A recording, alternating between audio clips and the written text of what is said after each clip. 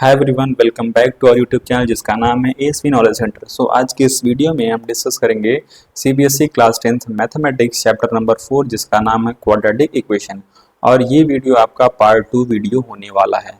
अगर आप class 10th में हैं और आपका टारगेट है कि आप सीबीएसई बोर्ड एग्जाम में 95 प्लस मार्क्स पाएँ, तो आप हमारे चैनल को रिफ़र कर सकते हैं, क्योंकि इस चैनल पर हर एक चैप्टर के आपको क्वालिटी कंटेंट मिलने वाले हैं, प्रैक्टिस क्वेश्चन मिलने वाले हैं, साथ ही साथ पीवाईक्यूज भी कराए जाएंगे, असर्शन रीजन सारे टाइप के क्वेश्चंस कराए जाएंगे। तो आप हमारे चैनल को फॉलो ज़रूर करिए। तो चलिए वीडियो शुरू करते हैं। तो आप यहाँ देख सकते हैं solution of a quadratic equation by factorization. तो हमारा जो टॉपिक है, टॉपिक 1 जो भी था वो हम करा दिए हैं, आप वहाँ जा करके देख सकते हैं वो पार्ट 1 वीडियो में। ये वीडियो जो है पार्ट 2 है, तो इस पार्ट 2 में हम टॉपिक डिस्कस करेंगे। इस टॉपिक का नाम है कि solution of a quadratic equation by factorisation.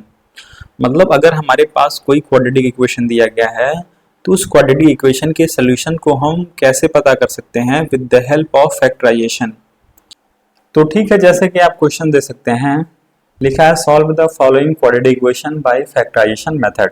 ठीक है, हम इन्हीं के हमें जो इक्वेशंस दिए गए हैं इनको हमें फैक्टराइजेशन मेथड के हेल्प से सॉल्व करना है।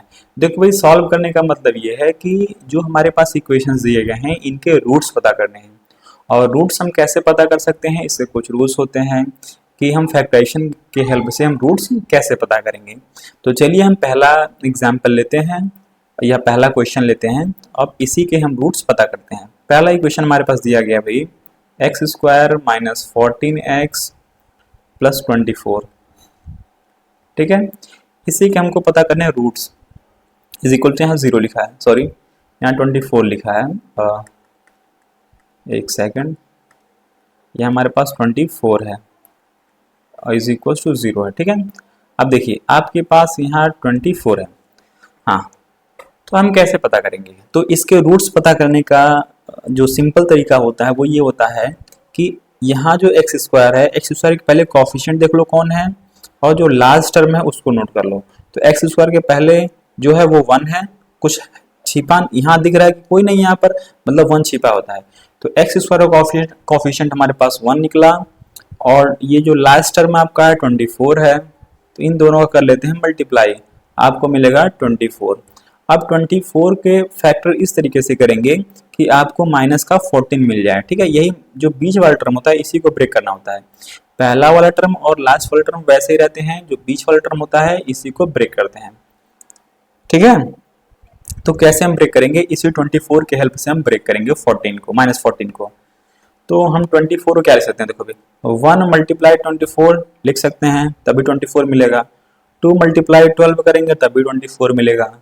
3 मल्टीप्लाई 8 करेंगे तभी 24 मिलेगा। और अगर 4 मल्टीप्लाई 6 करेंगे तब भी आपको 24 मिलेगा। और दोबारा 6 मल्टीप्लाई 4 करेंगे यहाँ पर, तो फिर ये कहीं ना कहीं रिपीट होने लगेगा। ठीक है, तो हम 24 के इतने फैक्टर कर सकते हैं, 1 into 1 multiply 24, 2 multiply 12, 3 multiply 18, 4 multiply 6। तो हमारे पास जो भी 24 के फैक्टर्स हैं, इन फैक्टर्स में से कौन सा फैक्टर हमारे लिए यूज होगा इस क्वेश्चन में, ये जानना बहुत जरूरी है। देखो मुझे लाना कितना है, मुझे -14 को ब्रेक करना है। ठीक है, मुझे -14 को ब्रेक करना है। देखो ब्रेक हम इस तरीके से करेंगे, दिमाग में रखना है -14, आपको दिमाग में रखना है -14। देखो अगर 1 और 24, ये अगर हम इस फैक्टर को लेते हैं, तो इस फैक्टर को जोड़ेंगे, इन दोनों फैक्टर्स को अगर हम जोड़ते हैं 1 और 24 को, तब हमको 25 मिलेगा, और घटाते हैं तो हमको 23 मिलेगा, हमको -14 नहीं मिलेगा। ठीक है, तो हम इस फैक्टर को नहीं लेंगे। अगर इन दोनों फैक्टर्स को जोड़े और घटाए तब देखिए कितना मिलेगा, 12 और 2 या 12 और 2 14 हो जाएगा, यानी कि ऐड करने पर ये 14 मिल जा रहा है। और 8 और 3 को ऐड करेंगे या सब्ट्रैक्ट करेंगे तब भी हमको 14 नहीं मिलेगा। 6 और 4 को सब्ट्रैक्ट या ऐड करेंगे तब भी हमको 14 नहीं मिलेगा। हमारे पास सिर्फ ये फैक्टर दिख रहा है, इस फैक्टर के हेल्प से हम -14 ला सकते हैं। तो अगर हमारे पास, अगर मैं 2 को -2 लिख लूं समझने के लिए, और 12 को -12 लिख लूं, तो अब इन दोनों का मल्टीप्लाई करेंगे तो हमको 24 मिल जाएगा, और इन दोनों को ऐड करेंगे तो हमको -14 मिल जाएगा। तो यानी कि जो हमारा -14x का जो ब्रेक होगा वो होगा -2x और -12x लिख पाएंगे। तो हम वही लिखने जा रहे हैं, एक्स स्क्वायर -14 को लिख सकते हैं -2x और -12x प्लस 24 पहले से इज इक्वल टू 0। अगले स्टेप में क्या करेंगे, इन दोनों टर्म्स में कॉमन देखेंगे। तो भाई इन दोनों टर्म्स में कॉमन आपके पास x है, तो x बाहर निकालेंगे तो यहाँ से बचेगा x, यहाँ से बचेगा -2। यहाँ इन दोनों टर्म्स में से अगर हम कॉमन देखें तो हमारे पास -12 कॉमन है, तो -12 कॉमन कर लेंगे तो हमारे पास यहाँ से बचेगा x, यहाँ से बचेगा -2 बचेगा इज इक्वल टू 0। अब देखो x-2 यहाँ भी है, x-2 यहाँ भी है, इसको एक सिंगल ब्रैकेट में कर लेंगे और जो हमारे पास बचेगा उसको दूसरे ब्रैकेट में लिख लेंगे। यहाँ से बचा x, यहाँ से बचा x, यहाँ से बचा -12, यानी दूसरे ब्रैकेट में आपको बचा है x-12, इधर 0 पहले से ही है। तो अगले स्टेप में हम लिख पाएंगे, ये ब्रैकेट है, अगले स्टेप लिख पाएंगे कि x-2 को हम 0 के बराबर करेंगे तो हमें यहाँ से मिल जाएगा x = 2 मिल जाएगा, और दूसरा अगर हम x-12 को 0 के बराबर करेंगे तो हमें यहाँ से x = मिल जाएगा 12, यानी कि हमारे पास x के दो वैल्यूज मिले, एक वैल्यू 2 मिला है और दूसरा वैल्यू कितना मिला है 12, और यही दोनों जो हैं इस इक्वेशन के रूट्स हैं या इस इक्वेशन के सोल्यूशन है। सोल्यूशन पता करने का मतलब ये होता है कि you have to find the roots of that equation. So I am going to erase this question. So let us see the next question. चलिए हमारे पास सेकंड क्वेश्चन दिया गया है, x square -8x -20 is equals to 0। हमें इस question को factorize करना है with the help of factorization method, या इस क्वेश्चन को सॉल्व करना है, या इस इक्वेशन को सॉल्व करना है। तो अगेन हम क्या करेंगे, पहला जो एक्स स्क्वायर कोफिशिएंट है उसको और जो लास्ट टर्म है इसको मल्टीप्लाई कर लेते हैं, फिर उन दोनों के हेल्प से हमें लाना होगा -8। तो हमारे पास एक्स स्क्वायर कोफिशिएंट कितना है, हमारे पास एक्स स्क्वायर कोफिशिएंट 1 है और जो लास्ट टर्म है वो हमारा -20 है। इन दोनों का मल्टीप्लाई करेंगे तो हमें मिल जाएगा -20। अब -20 के हम फैक्टर इस तरीके से करेंगे कि हमको -8 मिल जाए, ठीक है। अगर मैं यहाँ लेता हूँ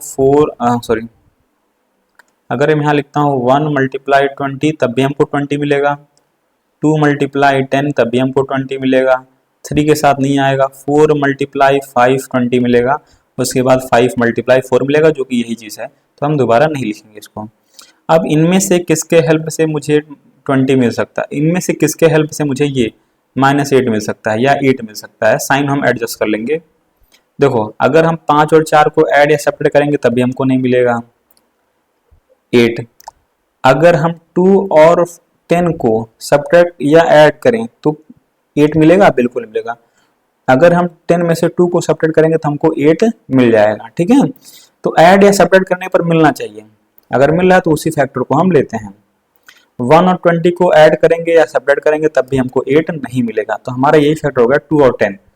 2 और 10 के हेल्प से मुझे 8 मिल सकता है, मिलेगा। तो हम इसको हम एडजस्ट करेंगे कैसे, एक्स स्क्वायर लिख लेंगे, यहाँ पर देखो -8x को ब्रेक करना है इन दोनों के हेल्प से, तो हम यहाँ लिख पाएंगे -10x और +2x। -10x + 2x कितना होता है -8x, -20 इज इक्वल टू 0। -20 पहले से तो उसको ऐसे लिख लेंगे। देखो सिंपल हमने -8x को लिखा -10x + 2x, इन्हीं दोनों के हेल्प से लिखा है, ठीक है। अब साइन थोड़ा एडजस्ट करने आपको आना चाहिए, नहीं आता है तो please comment in the comment section, मैं अगेन उसको और एलाबोरेट करके बताने का प्रयास करूंगा। अब देखो, अब जो हमारे पास शुरुआत के दो टर्म्स है, ये टर्म इन दोनों में कॉमन चेक करते हैं, इन दोनों में कॉमन हमारे पास है x, तो यहाँ से बचेगा x और यहाँ से बचेगा -10, ठीक, ये 10 है, अरे यार 10 -x -10 लिखा है। और इन दोनों टर्म्स में अगर कॉमन देखें तो हमारे पास कॉमन है +2, तो यहाँ से बचेगा x, यहाँ से बचेगा -10 इज इक्वल टू 0। अब हमारे पास x -10 यहाँ भी है, x -10 यहाँ भी है, तो इसको एक सिंगल ब्रैकेट में लिख लेते हैं और दूसरे ब्रैकेट हमारे पास बचेगा, यहाँ से x बचेगा, यहाँ से बचेगा +2 बचेगा इज इक्वल टू 0। अब अगले स्टेप में हम पहला वाला ब्रैकेट 0 के बराबर करेंगे, तो x -10 इज इक्वल टू 0 रखेंगे तो हमें यहाँ से x इज इक्वल टू मिल जाएगा 10 मिल जाएगा, और दूसरा वाला ब्रैकेट जब 0 के बराबर रखेंगे यानी कि x प्लस 2 जब 0 के बराबर रखेंगे तो हमें यहाँ से मिल जाएगा x is equal to minus का 2। आई होप ये समझ में आ रहा होगा। तो हमारे पास x के दो वैल्यूज मिले हैं, एक मिला है 10 और एक मिला है माइनस का 2। तो हमारा जो क्वाड्रेटिक इक्वेशन ये जो क्वाड्रेटिक इक्वेशन हमारे पास था ये वाला, इस क्वाड्रेटिक इक्वेशन के हमारे पास दो रूट्स मिले हैं, पहला रूट्स मिला है 10 और दूसरा रूट्स मिला है कितना -2। आई होप ये समझ में आया होगा, और अगर समझ में आ रहा है तो please do like share and subscribe my YouTube channel. चलिए let us see the third question. तो मैं इसको इरेज करता हूं। As you can see in the question कि हमारे पास जो थर्ड क्वेश्चन दिया गया है वो दिया गया 4√3 x square plus 5x minus 2√3 is equal to 0। इसी को हमें सिंप्लीफाई करना है और x की वैल्यूज पता करनी है। तो ये भी क्वाड्रेटिक इक्वेशन है, तो इस क्वाड्रेटिक इक्वेशन के भी हमारे पास दो रूट्स बनेंगे। अब यहाँ रूट्स के फॉर्म में आ गया है, थोड़ा सा कॉम्प्लेक्स दिख रहा होगा, लेकिन डरने की जरूरत नहीं है, हम इसको आसान भाषा में समझने वाले हैं। देखो हम वही कॉन्सेप्ट यूज करेंगे, जो एक्स स्क्वायर कोएफिशिएंट है उसको यहाँ लिख लेंगे 4√3, और जो लास्ट टर्म है उसको भी लिख लेंगे -2√3। इन दोनों का कर लेंगे मल्टीप्लाई। तो इन दोनों का मल्टीप्लाई करेंगे, देखो कैसे होगा। देखो जो रूट के बाहर है उनका मल्टीप्लाई कर लेंगे तो 4 2 8 हो जाएगा, और साइन यहाँ तो -8 हो गया, और √3 और √3 का मल्टीप्लाई हो जाता है 3, तो ये हो जाएगा -8 मल्टीप्लाई 3 हो जाएगा आपका -24। अब 24 के हेल्प से मुझे 5x लाना है। ठीक है, देखो कैसे आएगा। पहले इसका हम फैक्टर ढूंढते हैं, क्या क्या फैक्टर हो सकता है। 1 में 24 का मल्टीप्लाई करेंगे 24 मिलेगा, 2 में 12 का मल्टीप्लाई करेंगे 24 मिलेगा, 3 में 8 का मल्टीप्लाई करेंगे 24 मिलेगा, 4 में 6 का मल्टीप्लाई करेंगे तभी 24 मिलेगा, और इसके बाद हमारा रिपीट होने लगेगा। तो अब इनमें से कौन सा फैक्टर हम चूज करेंगे। देखो भाई, अगर इन दोनों फैक्टर्स को लेंगे तो इनको ऐड या सब्ट्रैक्ट करने पर हमको 5 नहीं मिलेगा। इन दोनों फैक्टर्स को लेंगे, इनको भी ऐड या सब्ट्रैक्ट करने पर 5 नहीं मिलेगा, और अगर इन दोनों फैक्टर को लेते हैं तब भी हमको ऐड या सब्ट्रैक्ट करने पर 5 नहीं मिलेगा। लेकिन अगर हम इस फैक्टर को लेते हैं 3 और 8 को, तो इन दोनों को ऐड या सब्ट्रैक्ट करने पर हमको कहीं ना कहीं 5 मिल जाएगा। अगर हम सब्ट्रैक्ट करेंगे 8 में से 3 को तो हमें 5 मिल जाएगा। ठीक है, तो हम इसी फैक्टर को चूज करेंगे। तो हम अगले स्टेप में लिखेंगे ये जो पहले टर्म है, देखो भाई पहला वाला टर्म और लास्ट वाला टर्म इनमें कोई चेंजेस नहीं होते हैं। जो मिडिल टर्म होता है इसी को ही केवल ब्रेक किया जाता है, लेकिन मिडिल टर्म को ब्रेक किया जाता है with the help of this and this, मतलब शुरुआत और लास्ट वाले के हेल्प से हम ब्रेक करते हैं मिडिल टर्म को। तो अब जो है हम ना, जो पहला वाला टर्म है उसको वैसे ही लेंगे, तो 4√3 x स्क्वायर वैसे लिख लेंगे, प्लस देखो 5x को हम ब्रेक करना है तो हमने पता है कि यही फैक्टर होगा, तो हम 8 और 3 के हिसाब से ब्रेक कर लेंगे, तो हम 5x को लिख सकते हैं प्लस 8x माइनस 3x। ठीक है, और यहाँ पर -2√3 पहले से है उसको वैसे लिख लेंगे। आई होप ये समझ में आ रहा है। अब हम क्या करना है, अब हम ये जो शुरुआत के दो टर्म्स में, ये जो टर्म्स है इनमें कुछ कॉमन लेंगे। तो इनमें क्या कॉमन है हमारे पास, देखो भाई इनमें कॉमन हमारे पास सिंपल 4x है, 4x कॉमन कर लेंगे हम। 4x अगर हम कॉमन कर लेते तो हमारे पास यहाँ से क्या बचेगा, यहाँ से बचेगा √3 और x, और यहाँ से क्या बचेगा 8x में से 4 अगर निकल गया तो हमारे पास बचेगा 2x। ठीक है, और अब यहाँ पर देखो इन दोनों टर्म्स में क्या कॉमन है, इन दोनों टर्म में क्या कॉमन है, इन दोनों टर्म में हमारे पास देखो वैसे दिख रहा है कुछ नहीं कॉमन है, लेकिन कॉमन है हमारे पास 3 है, यहाँ पर √3 है। 3 का मतलब होता है 2 बार √3, 3 का क्या मतलब होता है 2 बार √3। तो इमेजिन करिए अगर 3 मतलब 2 बार √3 तो यहाँ 2 बार √3 है, यहाँ पर 1 बार √3 है, तो 1 बार √3 दोनों में है, तो हम यहाँ से √3 कॉमन कर लेंगे, और यहाँ 3 का मतलब 2 बार √3 होता है, तो 1 √3 बाहर हो गया है, तो 1 √3 बचेगा और साथ में x बचेगा, और यहाँ से आपका बच जाएगा, अगर √3 बाहर निकल गया तो यहाँ से बच जाएगा सिंपल 2 इज इक्वल टू 0, लेकिन यहाँ साइन बचेगा plus.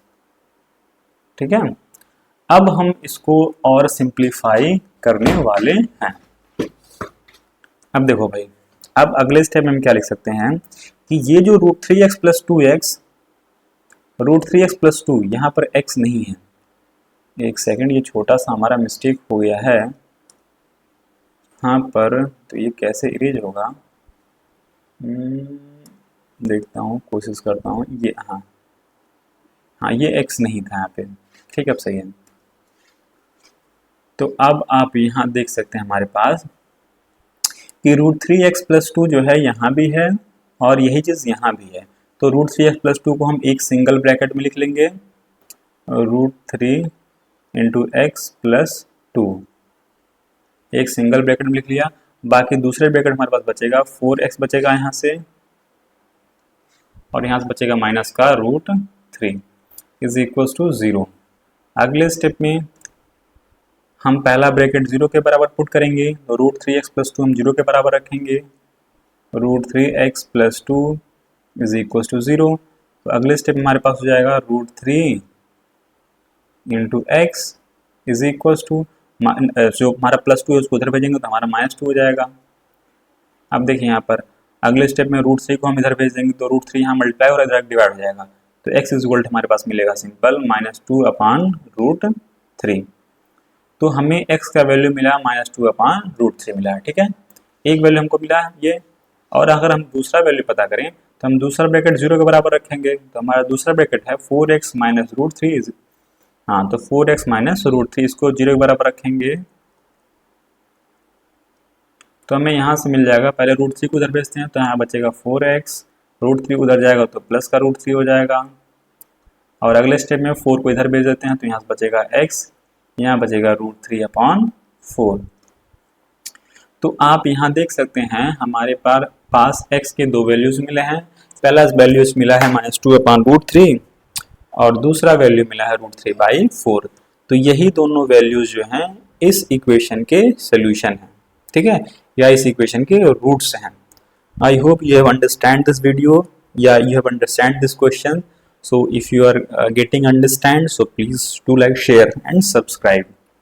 Let us see the next question. We have here, using factorization solve the following quadratic equation.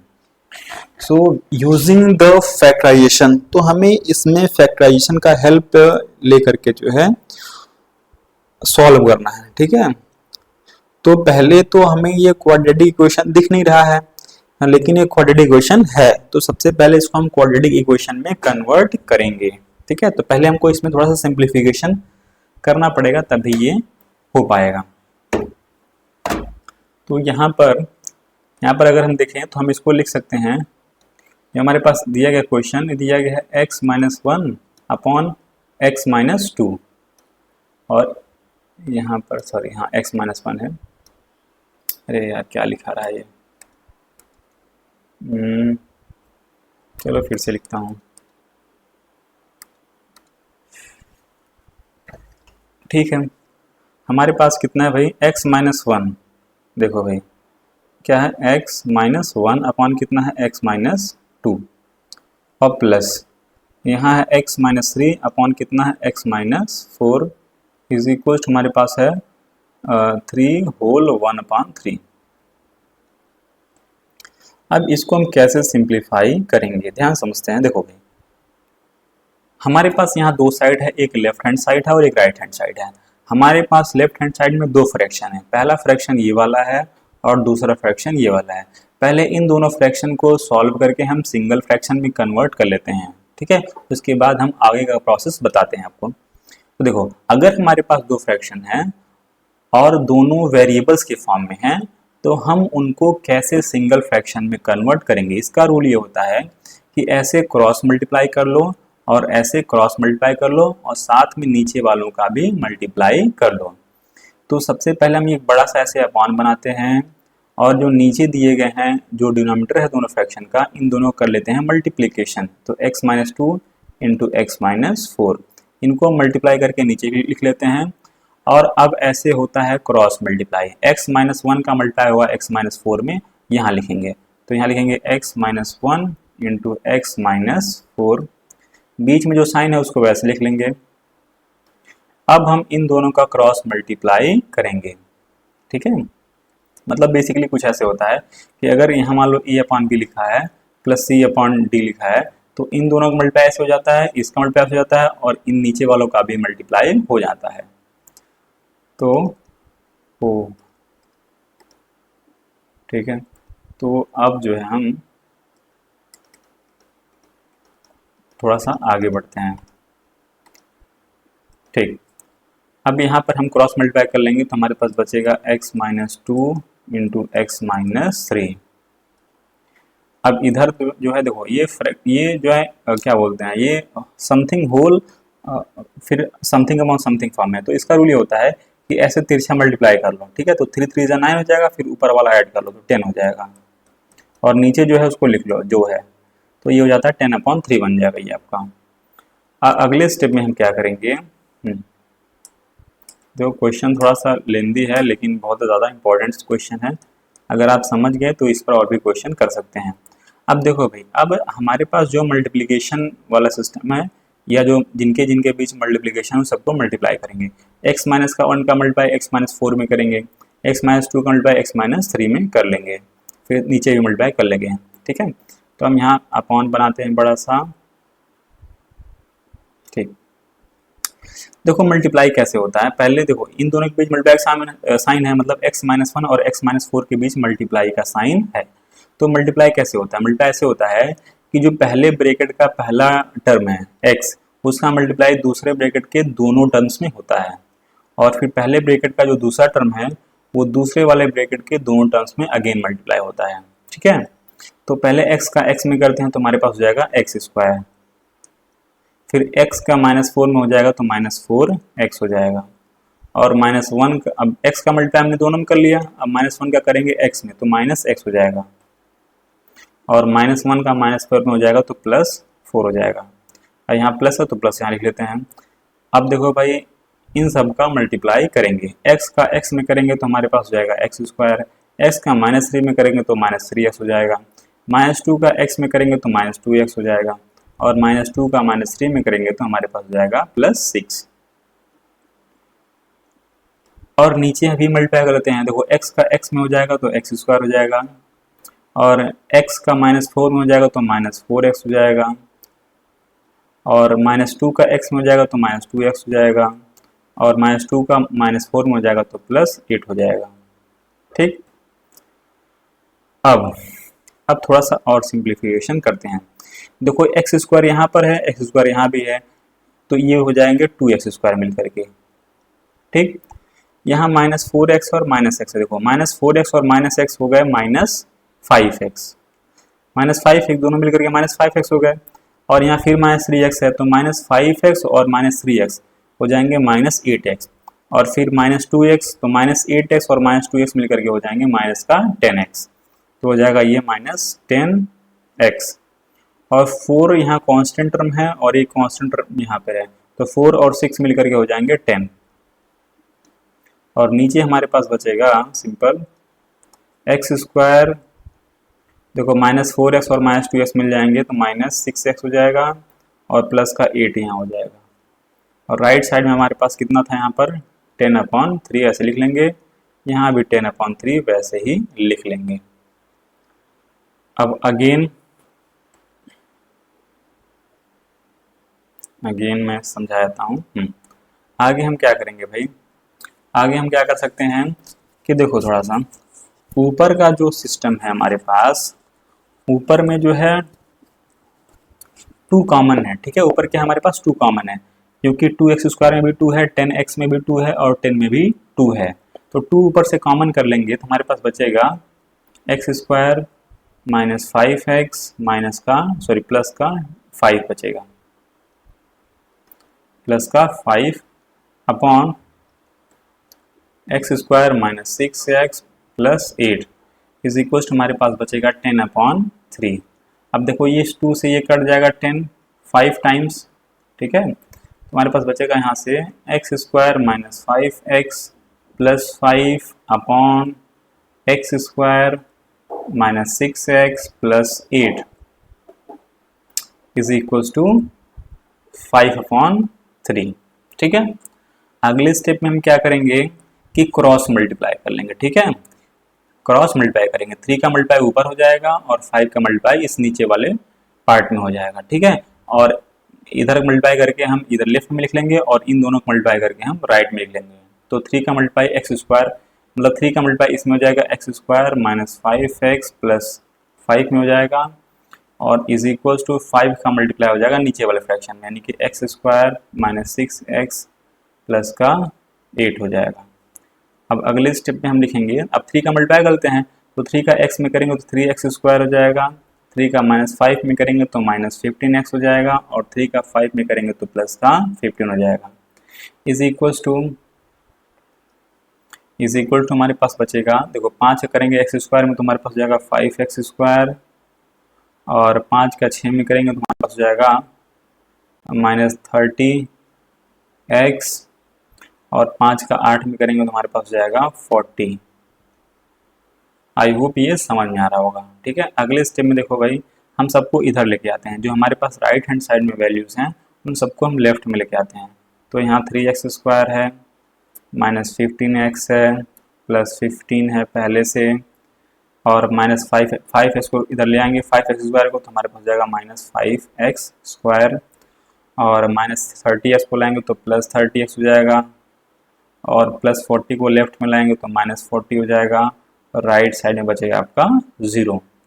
अगले स्टेप में एक स्टेप यहाँ और लिखता हूँ, देखो भाई 3x स्क्वायर, और यहाँ एक्स स्क्वायर, देखो भाई एक और बात कि एक्स स्क्वायर वाला जो टर्म होगा एक्स स्क्वायर के साथ जुड़ेगा घटेगा, एक्स वाला टर्म एक्स वाला टर्म के साथ जुड़ेगा घटेगा, और कांस्टेंट टर्म हमेशा कांस्टेंट टर्म के साथ ही जुड़ेगा या घटेगा। तो 3x स्क्वायर और माइनस 5x स्क्वायर मिलकर हो जाएंगे माइनस का 2x स्क्वायर, और माइनस 15x और माइनस 15x प्लस 30x कितना हो जाएगा आपका प्लस 15x, और प्लस 15 और माइनस 40 ये कितना हो जाएगा माइनस का 25 इज इक्वल्स टू 0। अगले स्टेप में हम माइनस से मल्टीप्लाई कर देंगे दोनों साइड्स में, तो ये साइन बदल जाएंगे। यहाँ स्पेस तो नहीं है लेकिन कोशिश कर रहा हूँ कि कंप्लीट हो जाए। मैं रेड पेन यूज़ कर लेता हूँ यहाँ पर। अब हम माइनस से मल्टीप्लाई करेंगे तो हमारे पास हो जाएगा 2x स्क्वायर सिंपल, और माइनस 15x हो जाएगा, और प्लस का ये हो जाएगा 25, साइन बदल जाएगा इज इक्वल टू 0। अब इसको थोड़ा सिंप्लीफाई कर लेंगे, कैसे देखो, अब देखो अब हमारे पास ये क्वाड्रेटिक इक्वेशन दिख रहा है जो हमने पहले पढ़ लिया है।